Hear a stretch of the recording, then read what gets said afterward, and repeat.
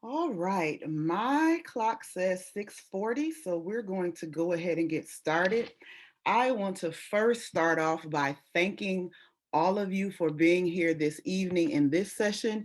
You could at 6:40 at night be anywhere doing anything, well, not anywhere in the middle of a pandemic, but you could be doing other things. You could have attended other wonderful sessions, but you've decided to come and listen to our small little story, and it is my hope that by telling this story that you will glean something from it that you might could use in your own practice, or you will feel affirmed that something that you already are doing, other folks are grappling with in other places in the state, maybe with students that look like yours, maybe with students that don't. But again, just welcome you all for being here this evening. So I'm going to get started, but rather than me start off by just talking at you, I want to give you all a chance to share your story as it relates to your social studies classroom experiences. So I'm about to drop a link in the chat. And if you click on that link, it's going to take you to a Nearpod Collaborate board. And what I'd like you to do is just to answer the prompt there. I'm going to give you a second to tell the story of what your classroom experience was like with the teacher in the room that inspired you to want to become a social studies educator. So, what were you doing in that teacher's classroom? So, the link should be in the chat. I think we just got a new person. I'm going to drop it in the chat again. So, what I'd like for you all to do is to click on that Nearpod link. And I would like for you to just kind of reflect on the classroom experience you had that inspired you to become a social studies educator. What were you doing as the student in that particular classroom that made you say, wow, this is what I'd like to do when I grow up? So let's take about a minute or two to just kind of share our stories.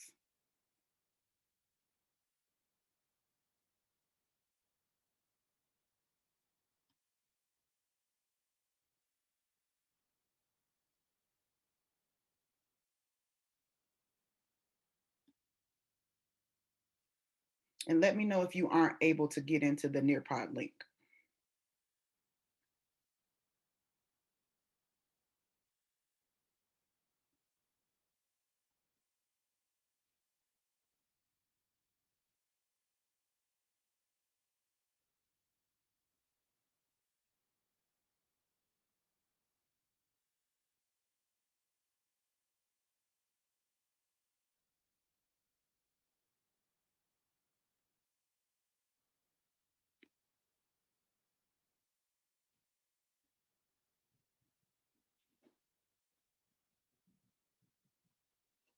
No worries, folks. This is just to kind of spark some participation because I know it can be long just sitting.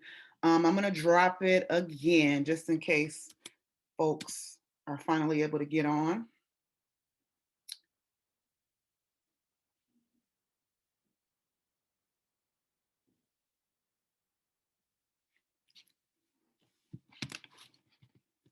All right. And one of the things I love about this Nearpod Collaborate board is that you can offer some praise to other folks through the little heart button. So if you see an activity or something that you connect with and something that someone else said, just go ahead and give them a little love, give them a little heart.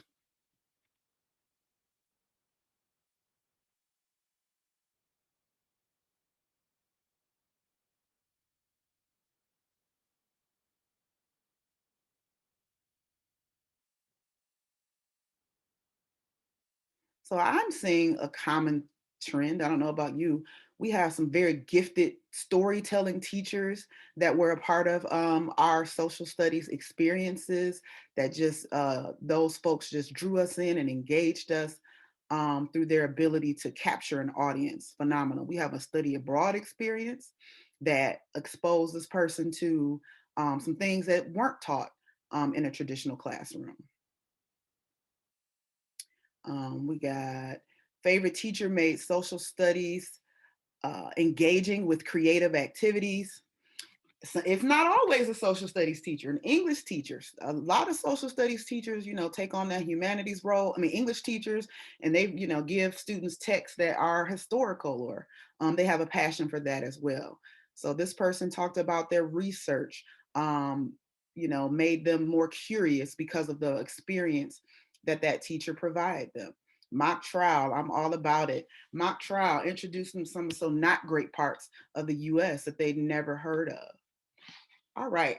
I hope that by engaging in just this little reflection on what you experienced as a student helps you to think about, like, what are the stories that our students are telling themselves, or that they have to tell about you as a teacher, or their experience as a whole, as they kind of move on. A lot of us have those students that are like, oh my God, I love you. And then we have those students that we think about ways that we can reach them in a different way.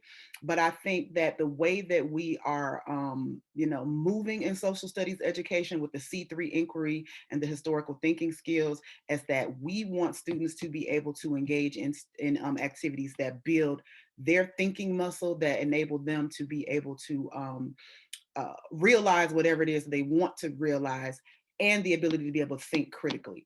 So that is kind of what I'm going to be talking about today in this presentation, is how my particular schools have worked to try to do that. And by no means, hopefully you found out in the description, we aren't perfect. That is not at all what I'm saying. I'm just telling the story about some of the efforts that we've made to integrate culturally responsive instruction and historical thinking skills.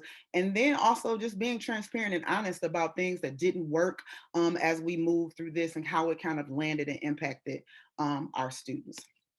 So with that being said, our agenda for the rest of the time that we have today, we've already kind of talked a little bit about your story. I want to tell you a little bit about the students that I serve. Then we're going to talk about why literacy, why historical thinking skills, what we've done to the curriculum to kind of really hone in on historical thinking skills, what we've done with instruction, what professional learning looks like as it relates to our goals, and then share some teacher feedback. Because I sit in a position as a curriculum director. I was a high school history teacher, taught everything in high school for quite some time before moving into this role. So I wanted to, in this process, make sure that teacher voice was always uplifted. We did your story. So just if you aren't familiar, a little bit about University Prep Schools. We are in the heart of the city of Detroit. We are a charter organization that was founded in the year 2000. We serve, this number I think is a little bit higher now. We serve about 5,000 students across 10 schools, K-12.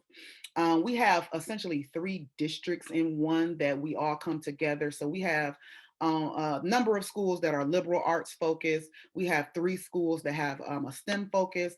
We have three schools that have an art and design focus. Our students are 98% African American, 70% of them are Title I eligible. Most of them are commuter. And what I mean by that is we are not a neighborhood school. So our schools are midtown and downtown. A lot of the kids come from all over the city of Detroit. Some of them come from suburban areas, and their parents largely work near our schools. So we have kids from all over. And we do have a 90% graduation rate. But what is important to note is oftentimes there is a narrative about students in the city of Detroit, about what the lack is, what they aren't able to do.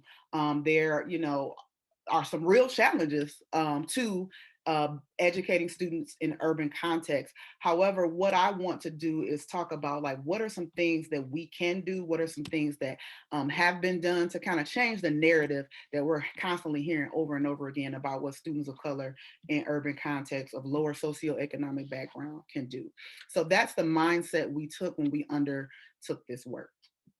Why historical thinking? Why literacy? And to give credit where credit is due, I'm still in this quote from the amazing staff, social studies staff over at Oakland Schools. This quote is from Kofi Annan that I've shared with the staff. When we think about literacy being everyone's job, so it is the way forward. It is the tool against poverty. It is the way that we have to operate in a modern society, be it traditional literacy, digital literacy, media literacy. It is a vehicle to promote inclusiveness, cultural identity. Essentially, it is a basic human right. So, one of the things that we really tried to focus on is getting social studies teachers coalescing around this idea that we're all in it. Like, if we know our students are underperforming pretty much in every academic metric, it's all hands on deck. And so, we as social studies teachers are really trying to hone in on how are we going to get students to be literate within our content area. So here's just another quick source that I love because it further drives home that point of why it's so important for students to be historically literate citizens. And basically, what that means is they can assess the legitimacy of claims, such as, oh, the Holocaust wasn't that bad or slavery wasn't that bad for African Americans. They can have thoughtful debates. They know how to tackle them, both in the classroom, in the world, increasingly online, because we know that's where they spend a lot of their time. They can interrogate historical sources. They can look at historical films that seem realistic, but don't portray an accurate depiction of what the historical event actually encompassed. And so we really focus on these skills as not some abstract thing, but those are the ways that historians do their work. That's the way that social scientists undertake that activity. And so what we really focused on with this initiative is text. How can we better leverage historical text to help our students that we know already come to us with some challenges in terms of their ability to be historically literate and just literate in general in some instances. So we look to student voice. So what we do every year is we survey students. There's the MDE surveys that parents and families have to fill out. We create a survey where we ask students in grades 3 through 12 how challenging are each of their classes. So I don't know if you can see here, but my colleague, who's the director of science, what he and I just lamented over when we saw this data was that students overwhelmingly who took the survey found science and social studies to be their least challenging classes, along with their electives, which is what is represented over here. So this just hurt our hearts in terms of the way our students felt about their class. Like, this is really easy, it's not that much. But then when we look at data, when we look at student work, we know that they have a ways to go. So we said, what can we do in order to shift not only the way our students feel about social studies, but how can we shift our practice so that we as teachers can take on bite-sized things to tackle the historical thinking skills, to tackle that goal of making them historically literate. So in 2019-20, we decided that our year-long focus as social studies educators was going to be on what we call critical reading. So we really wanted to tackle that historical thinking chart. There's a rubric that we have, and we want our students to be able to critically read anything, be able to source it, contextualize it, so on and so forth, but also effectively have discussions, student-led discussions, grounded in the text. And so we said, well, what do teachers need to do if that's the goal for students to be able to critically analyze those texts? So we talked about what does it mean for a teacher to facilitate the reading specifically of primary sources. So we've tried to do, especially in the upper grades, an 80-20. So 80% of everything that a student is reading is going to be a primary source, because we wanted them to feel challenged because they were communicating to us that the work was too easy. And then we wanted them to also be able to facilitate those student-led discussions. We had some evidence over here. So what is this going to look like? What are we going to see when we walk into a classroom? Students working with partners or in groups. They're answering text-dependent questions. They're annotating text. They're making self-to-text connections. So we wanted to describe it. What are we going to do? How will we know? We're going to conduct learning walks. So I'll get to that a little bit later. But we really strategized about what are we going to do, because it can seem overwhelming. What are we going to tackle and focus on in just this one year? Then we said, okay, 2021, we're going to keep focusing on historical thinking skills in terms of students reading, but we're going to add a component. We're going to think about what does it mean to argumentatively write them to be able to produce and defend those claims. So we talked about facilitating writers' workshops. We talked about really analyzing the students' exit tickets, analyzing their essays in response to compelling questions. Well, COVID kind of got in the way of that. So first semester, we stuck with the same goal from 2019-20, and we're just now moving into really focusing on, okay, let's start really analyzing what our students are writing as it relates to more sustained writing pieces. And then let's think about what does teacher professional learning look like in a to facilitate short mini lessons on writing in a social studies classroom. Now, we are 100% remote still. We're moving to hybrid soon, but all of this has been very challenging in a virtual environment. But I think that we really are doing the best that we can. And then the goal for next year is to really add in that research component. So someone said it on the Collaborate board in their story, trying to do everything all at once. And we knew that research was kind of that highest level of DOK, of Bloom's, especially getting students, our middle school students to be able to do that, our elementary school students. So the goal is, depending on where we are next year, to really hone in on many lessons on teaching students how to research and then analyzing that work. But we wanted to take it in bite-sized chunks so that the teacher learning was manageable and the student learning was manageable.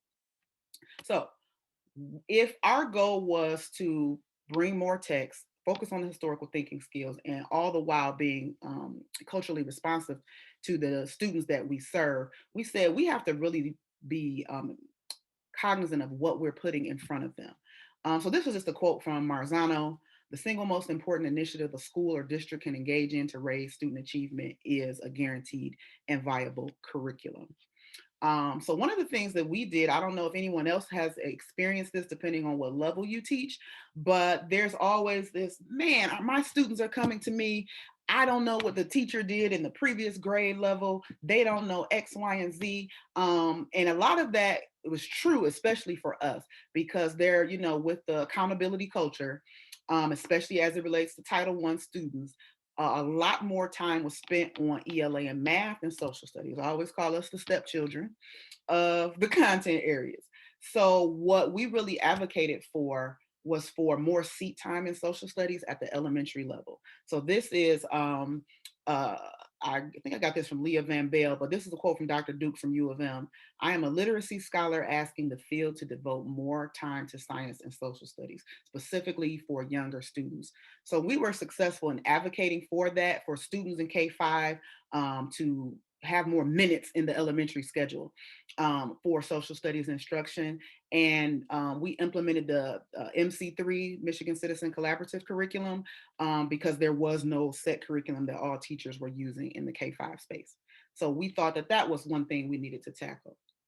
And then across the board, but really more so for our 6-12 folks, we kind of undertook a reading, some principals bought this book for their social studies teachers specifically, and I highly, highly recommend it. I'll share a list of resources at the end of this. But for any person who considers themselves a social justice oriented social studies teacher, like they really believe that that is the true goal of social studies education, this is a phenomenal book because it is very cognizant of the fact that we do live in an accountability culture. There are people outside of the classroom that make decisions about what it is that we're supposed to be doing, especially depending on the population you have. So it just kind of gives some really practical tips about how you navigate a standards-based culture, given that that is what you want for your students. What types of writing, what types of reading should you be putting in front of them in your social studies classroom if that's your goal? So it kind of outlines two things that you should be thinking about as it relates to being social justice oriented, being analytical. So asking students to critique the status quo, examine underlying assumptions that are just accepted to be true, consider whose voices are left out, who makes the decisions, whose stories are buried, and how to create change. And a key point of that is focal text. So not taking someone else's account, but making students have their own tool set to be able to create their own account.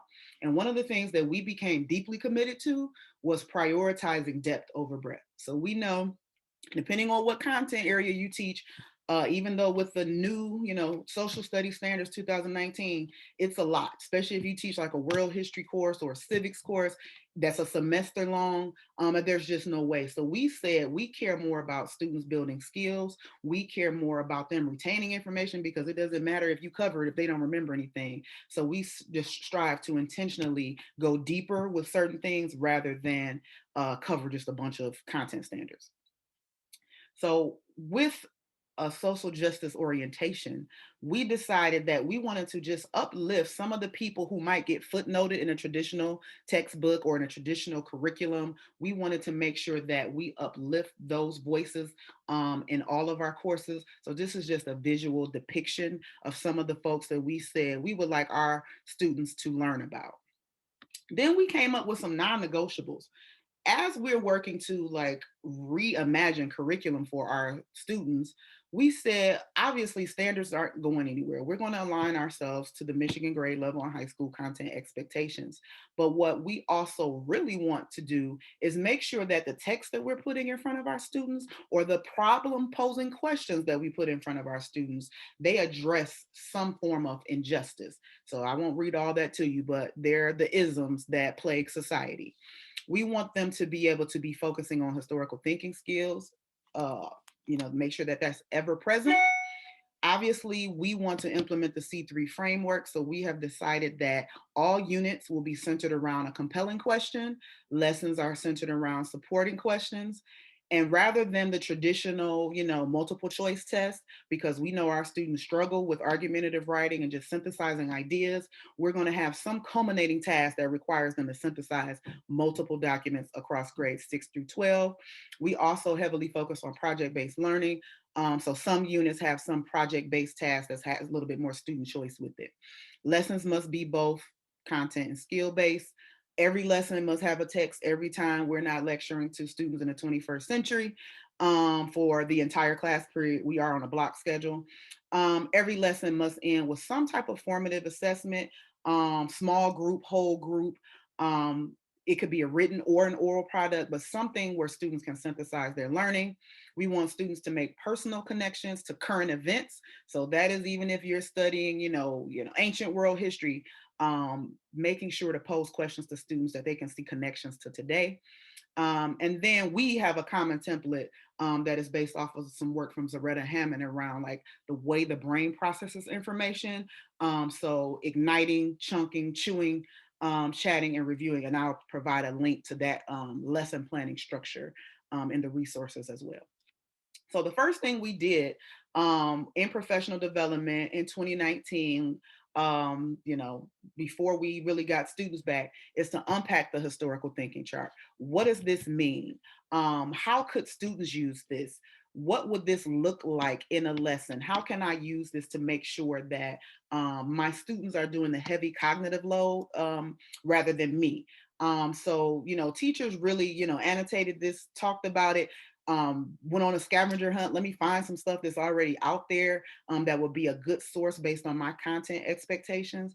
And then we unpack this with students, starting with our sixth graders. So we had them, what does this mean to you? How might you use this? And so in many of our middle school classrooms, each student on their desk had a historical thinking chart taped to the desk. We got in every classroom, we had them blown up. So there are big, huge wall charts. So when the teacher is questioning students and they're analyzing documents, the teacher directs the students to their, okay, here are some prompts. If I'm asking you to source this, what am I asking you to tell me? So that was one of the ways that we wanted to make it visible for students so that they took some ownership over their ability to be able to, historically think. So we went about on a scavenger hunt collectively, with groups of teachers taking the lead on it, to find resources that we said met those 10 non-negotiables. So one of the resources that I really love out of City University of New York is the Debating U.S. History curriculum.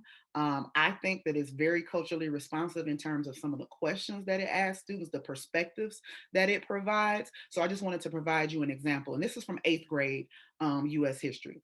So we kind of, modify, they give you slide decks and, detailed lesson plans. We've modified the, text to meet kind of what we do in our schools. So we give students a learning target, and this is just some of the ways that we teach them to like focus on what it is that you need to do in this lesson. So this one is in a civil unit. And so the compelling question is, was Nat Turner a madman or a hero? And so at the end of the lesson, they're expected to write a historical marker where they answer that question. So at the beginning of the lesson, teachers, for the most part, provide some success criteria. Well, what would that look like if you were to do that? Like how long does it need to be? And then, teachers play around with this because, you don't necessarily have to write a bunch to really give a robust answer, but just to get students, because we know our students were not writing enough, they were not synthesizing enough, to give them some clear criteria. You must include evidence from 2 documents. And then because what teachers end up doing after they get student writing back is to then come back and say, all right, let's look at the evidence that you provided and let's determine if that was strong evidence. So we have them highlighted every supporting, where's the warrant to this claim? We have them highlighted so that they're very cognizant of, did I provide enough? Do I have 2 places highlighted? So that's some of the ways, again, that we try to get students to take ownership of their historical thinking. So an example from this lesson is the students would look at, document A, which is a primary source that gives kind of a back and forth 2 different accounts. So it is the attorney prosecuting Nat Turner, and then it is the,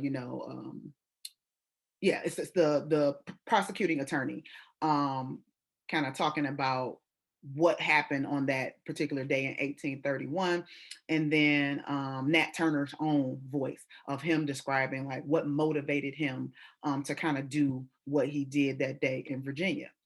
So then what the teacher does is there are questions that students unpack after every document, and the students are well aware of which historical thinking skill that is. So this is a corroboration question. Get your historical thinking chart, refer to the one that's taped to your desk, and think about how you should be answering this based on what the historical thinking chart says. So at the beginning of this lesson, students were asked to answer the question with limited knowledge. Has your argument changed? I mean, what do you think? Was he a madman or a hero? After reading document A, has your argument changed? And then students have a discussion about that before the teacher moves them on to subsequent documents. Here's an example of another one from a different perspective. So this is an example from an African American who was at the National Negro Convention. Frederick Douglass was there. So this is an opposite perspective of what Nathaniel Turner did. So he's a patriot. So we kind of have them look at, the give me liberty or give me death, try to make some parallels to that, because at that point in 8th grade, they have studied that. Do you see any connections?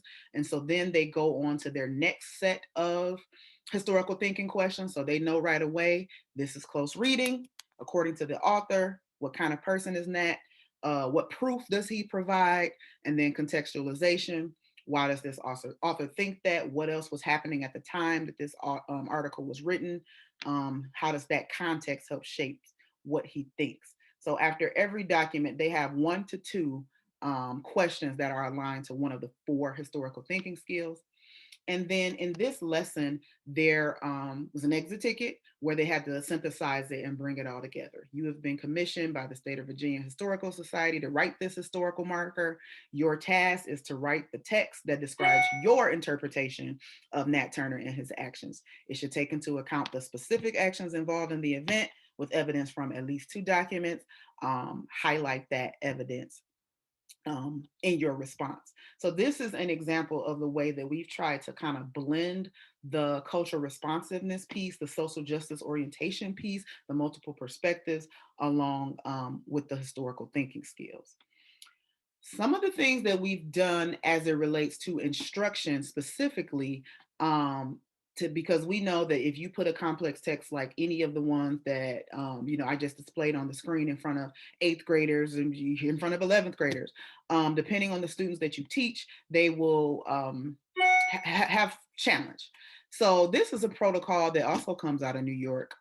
New Visions, I believe, is the organization, called the Three Reads Protocol, where you provide the students with a challenging text, and there's a learning goal, and they're going to be given a scaffold to help them to meet that, rather than give them, these long documents that, students have fatigue, or I call it first paragraph syndrome. Well, if it's too long, they just give up.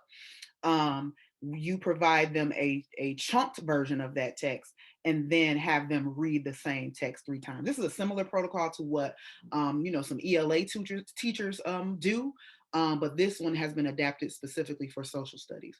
So in the first reading, the students analyze what the text says, like, just, I'm not reading for anything, no historical thinking. See, I'm just trying to wrap my mind around what's happening here. In the second read, that is where they are expected to identify what's happening based on the historical thinking skills. What's the context? They are expected to kind of determine the perspective. Whose perspective is this? What does it mean overall? And then in the third read, so what? Why, of all things to read this day in our class, is my teacher having us read this? How is this going to help me to answer the inquiry question for this lesson? So every lesson is grounded in some question that students have to answer at the end of the class. So this particular protocol, on the third read, they're answering the question. And so here's an example of what that looks like. So you would just copy and paste into this Google Doc what that particular text is that you want students to really read deeply. And on the first read, it's essentially a note catcher where the students are capturing, okay, this is the primary source. The main idea is this. The English, right? They're the colonists. The provisions, oh, that must mean food and supply. So students are just making meaning from the text. In the second read, that's where they're doing the analysis. So you see, this is the point of view of the Native Americans. The English destroyed the environment. So this person has bias, have to confirm with other people of color. This is a speech to unify the natives. So that's the purpose. And so this is not something that happens overnight. This is with the historical thinking chart right there. Am I checking off the boxes essentially? Or teachers choose to say, today we're focusing on finding bias in text, or we're focusing on corroboration. Who else will we need to hear from in order to make sure that what this is saying is a true and accurate depiction of this event? And so the teachers, kind of play with it depending on what their goals are for their students. And then on the third read, teachers really adapt this, and they'll just go ahead and put the actual question that's grounding the lesson, the compelling or supporting question, and then students will go ahead and just do a synthesis. Typically, students are only expected to do 1 or 2 sentences so that the teacher can really quickly check if they are on target with what they were supposed to walk away with. Another cool activity that a lot of students like, especially our middle school students, it's another resource from the same folks, it's the sourcing squad. So the way that teachers implement this is they're basically bookmarks, where the students are, put in groups, cooperative learning groups, and they're each assigned a different role. And on each bookmark, there are different questions related to the historical thinking skills that a student should answer. So you can imagine captain context, their contextualization. So here's an example of what the bookmarks look like. So if a student is reading a particular document and they're the context person, these are some of the questions. And we let students oftentimes pick which ones that they want to answer. And they're not expected to answer all of them, but they're given a mission. They're part of a squad. If you're the biographer, you're basically the sourcer. You're describing the source of that. The purpose, this is more so the close reader. And so students are reading a documents for a different reason, and they come together after so long, and then they have a discussion about what each of them gleaned from that document, to have like those rich text-based discussions that we said was a goal of ours, and just as a goal that they should have in life. So what I'm going to do now, the sound quality is not that great, but I'm a visual person, so I like to see what things look like. So I'm going to show you an example. This is an 8th grade classroom. The video is only about 2 minutes long, showing you students working with the sourcing squad, working in cooperative groups to analyze the documents from the Nat Turner lesson.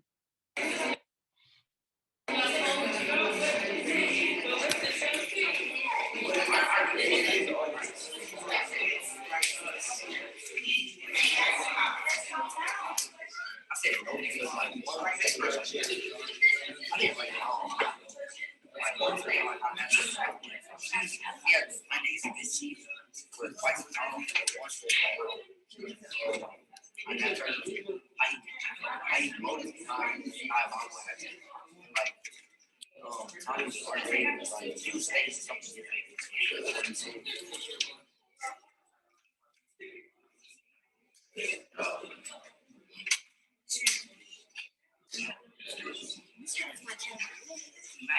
might have to change censor the story.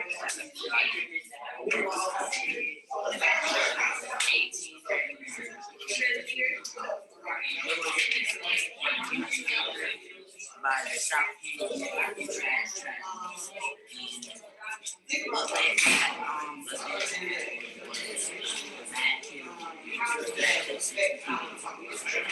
You said what led that happened? Yes. What led it? Can you repeat that again? What, Matt Turner killed 60 people. so is that the event itself, or what happened before the event? So then what happened before the event? Him being a slave and All right, so that was just a little snippet of what our eighth graders do with the sourcing squad cards and how they were engaging in this particular Nat Turner lesson. Also, what it allows teachers to do is sometimes just, if there's a lesson with multiple documents, assign different tables. So you're going to read document A and you're responsible for reporting out.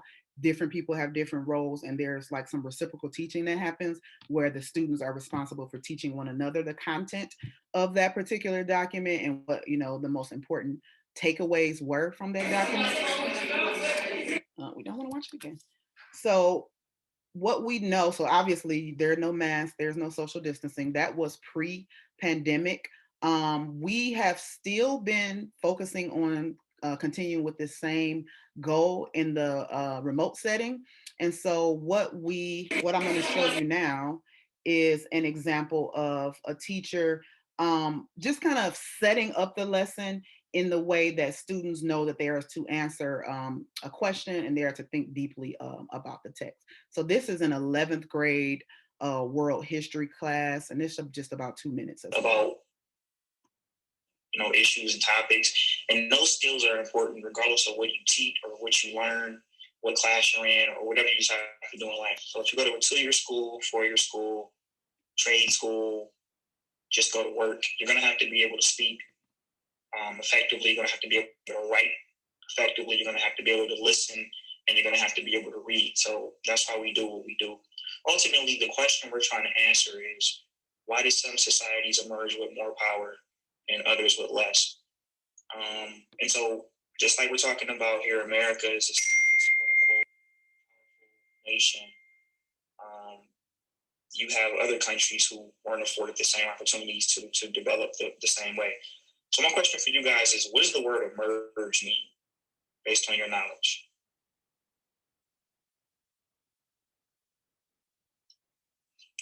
To like come out or something, like become or something. Huh? Okay. It's a good one. Anybody else have a definition of what it means to emerge? Like make an appearance or something like that? Make an appearance, yes. And someone said come from. All right. So all great answers, and that's what we're trying to unpack here is, why did some societies, come up as powerful as they did, and then you have other places who, didn't get that same luxury. And it's not just strictly about the United States here, but there are tons of other countries that have done things before the U.S. even got on the scene. So that's what we're getting at. So for today, I need you to copy your target in your notebook, please. And when you get done, go ahead and put done in the chat, and then we can move on. So that particular learning target there is one, and the summative task, all units, and a unit typically lasts 6 to 9 weeks, depending on what the content, what the grade level is. All students, as I mentioned earlier, are doing some major writing piece that's focused on history content and text. So this one is a Columbian exchange unit. They started out learning about different civilizations. And so in this lesson, he was really teaching them how to analyze charts and graphs, because what we know is our students struggle with that definite portion on the SAT. They're like, oh my God, I didn't know.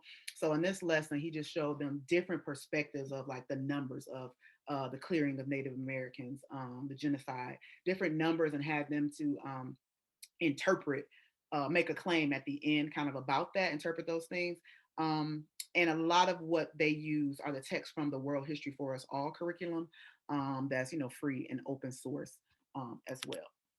So that's just an example of getting students to own About what it is that they're going to be doing.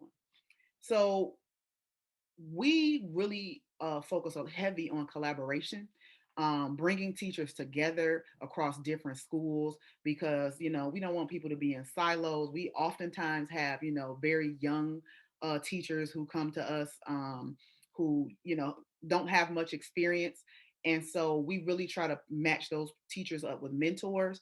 So what happens? So this the teacher that I just showed. He like mentors a lot of teachers, specifically around helping students to write. And so we were very intentional about our professional learning and teacher collaboration. So in 2019, like I said, in the summer, we came together. We kind of looked at our MSTEP data. Not that that is, the end all be all, but what we said is students are not getting it. They are saying, because they're well below the state average, but they're not, and they're also saying that they're not being challenged. So there's some discrepancy here if students are underperforming on that particular standardized assessment, and they're also saying that they're bored in their social studies classroom. So what can we do differently to kind of respond to that? What's going to be our end game? And so here are just some pictures of kind of some of the collaboration. So we put folks, all sixth grade teachers in all schools, come together, and they kind of co-plan together, like long-term co-planning, to figure out like what are the next steps. They look at those summative assessments, they write the summative assessments, what's going to be the question, what's the evidence that we're looking to see, and then they come together to kind of plan those things. This session right here was a joint science social studies planning for a project-based learning experience around connecting what students are learning in science and social studies to some of the problems in the city of Detroit. So students came up with, we want to create an urban garden. Students came up with, it's because it's a food desert. So they were studying some of those things. They were, students wrote letters to city council. So we really wanted to foster a spirit of collaboration and cross-disciplinary planning, so that students were feeling the same thing in all of their classes. The next very important piece of professional learning that we are still undergoing is peer observation. So in that first video with the students in eighth grade, you probably saw some teachers sitting in the background. And so that is indicative of our teacher peer observation cycle. So what we do once a quarter, pre-pandemic, is get substitute teachers to come in, and we release teachers or other support staff, administrators in the building, to cover classes for a couple of hours so that teachers can get together and go observe other classrooms. We have a specific note catcher that asks questions. How did you see the historical thinking skills implemented in that lesson? How did it land on students? What were students doing? And then that feedback is given to the teacher being observed. So this is teacher to teacher feedback. And so these are just some pictures taken from, I got the pointer going. These are some pictures taken from when we went into other teachers' classrooms to kind of see how we're doing. And it's really just about that. We also have trained principals to understand what the historical thinking skills are, because as a teacher, for me, it was frustrating when my principal had a completely separate thing that they were looking for, a separate set of goals, and wasn't understanding what it was I was trying to get my students to do. So a key component of my job is to train principals in understanding what the historical thinking skills are. So when you're going in to observe a social studies teacher, understand what you're seeing and why that's phenomenal. Understand in your evaluation, this should be reflected. We're going to find it in Marzano. Let's find where what this teacher is doing with culturally responsive historical thinking falls in your spectrum of your evaluation rubric. So that's another component of the professional learning that we've done that has supported this initiative. And then really polling teacher feedback to create the next professional learning. So at the end of the first year, we sent out a survey and about, how's it going on a scale of 1 to 4, or 5, I can't remember. Like, how's it going? And then give some feedback. And some people were all in, and other folks were saying, I really feel like it's too much. I need some more support in teaching reading and writing as a social studies teacher. That was not what I was trained to do. I need some support.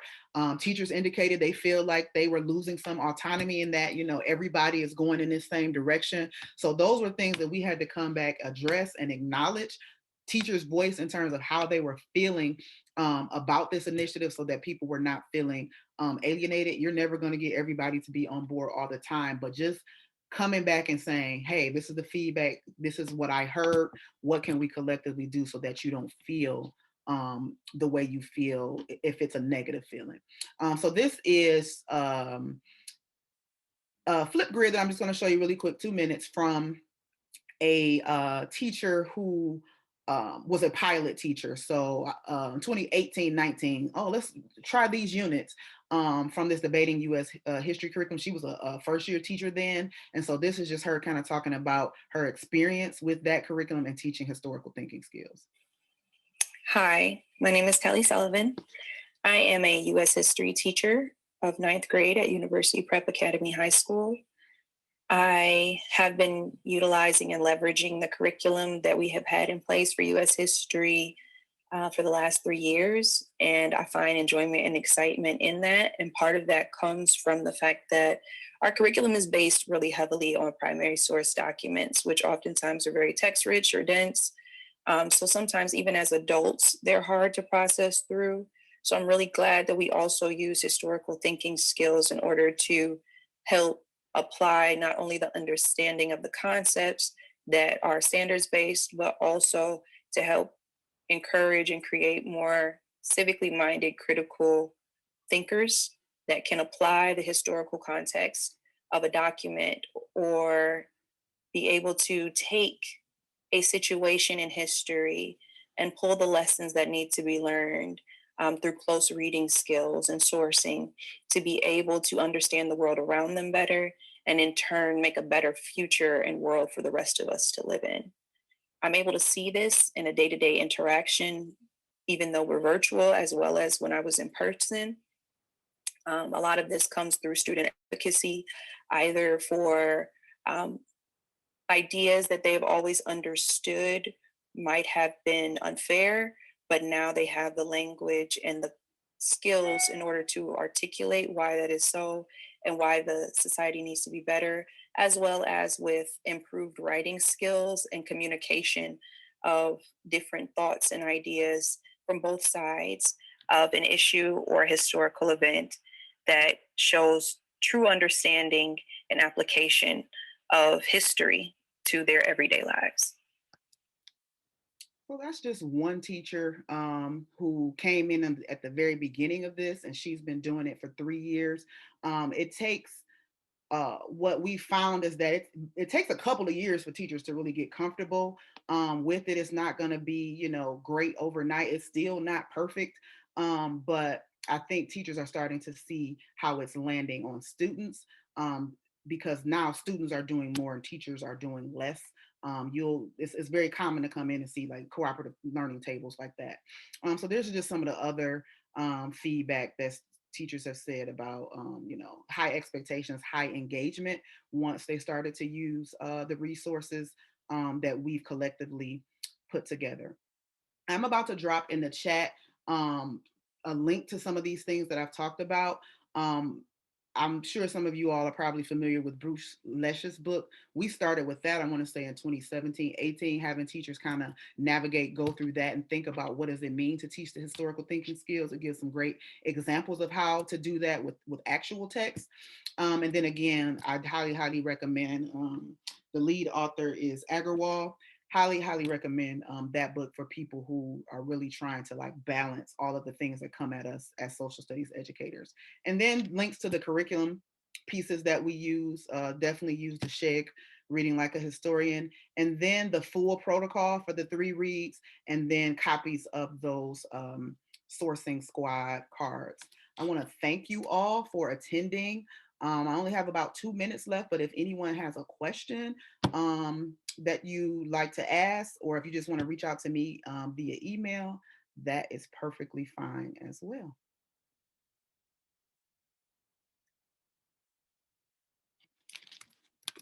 thank you all again. I'm so impressed that people are here this late at night, so willing to learn. Awesome. People have a new read. Awesome, awesome, awesome. Love that people are making connections about just some of the challenges that we face as social studies educators. Thank you so much. Again, the resource list has been handed out, and I bid you all a great evening. Sorry, I just had one quick question. I didn't have access when I clicked on that. Oh, thank you. That's super important. Let me make it open to everyone. I do it on the regular, like Google defaults to that, like restricted. Yes, it's all. Gets me every time. You are a real champion for that. All right, it should be. Yep, it's open to anyone now. Thank you so much. This is fantastic. I have really enjoyed. Sorry, I had my video off. I was like kind of multitasking, but I really, really enjoyed this particular presentation. Like the stuff that you're working towards is what I'm trying to get my department to embrace. We are not in a situation where we have high turnover. We're in a situation where we have like really ingrained long-term social studies instructors that just simply don't want to change their minds. Those were the people that push back. So you have people like Kelly, who's like, I'm a first year teacher and I don't know any better. Sure, give me stuff. And then you have those veteran teachers. But the one whose virtual video I showed, he was a veteran teacher that was like, I don't know about this. And now he's come along once he started to see like the students who I thought couldn't write are now writing a lot and with a lot of evidence. So okay. All right, I don't want to get in trouble, so let's go ahead and get out of here, and I will see you all on the flip. Thank you so much. Thank you. I see your comment, Allison. Email me. I'm in Traverse City too. Definitely email me. Email me. For real? No, definitely email me. You might be opening something you don't want to. Email me. I'm also a doctoral student, so this is probably going to be like, a lot of my research. Sharon.hopkins@uprepschools.com in the chat. All right, thank you. Thank you so much.